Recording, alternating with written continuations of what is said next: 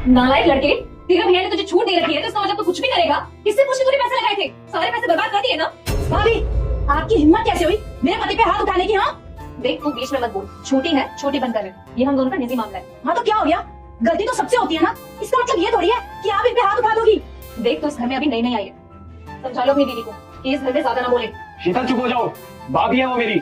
अरे तुम चुप करो, 24 घंटे भैया भाभी भैया भाभी। अरे भैया भाभी तो इसका मतलब ये थोड़ी है कि तुम इनकी सुनते रहोगे। माँ बाप थोड़ी है तुम्हारे। अरे बात बताओ, सबके सामने इन्होंने तुम्हारे पे हाथ उठा दिया, कल को बाहर ऐसे हाथ उठा दिया तो क्या इज्जत रह जाएगी तुम्हारी? इस घर की बड़ी बहू मैं, जेठानी हूँ इसकी, मुझसे बदतमीजी से बात करने की कोई जरूरत नहीं है। इस घर में हमारा राज चलता है। बदतमीजी करने वाले ना आपने काम किया भाभी।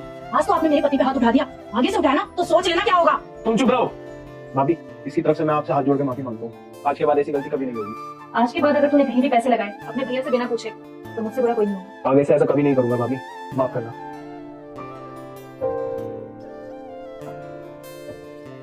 अभी इस घर में नई नई आई है और जुबान देखो कैंची की तरह चलती है इसकी। सुमन, रूम में चलो, मुझे तुमसे कुछ बात करनी है।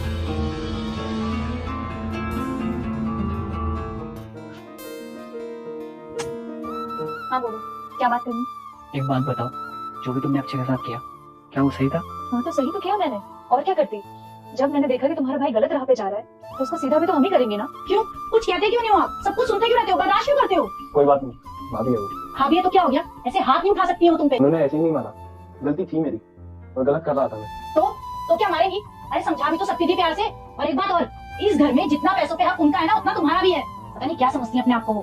तुम्हारी माँ बनने की कोशिश कर रही है और कुछ नहीं। लेकिन रिस्तम वो हमारे लिए तो अभी भी छोटा ही है ना। अरे मानता हूँ छोटा है, लेकिन एक सही तरीका होता है।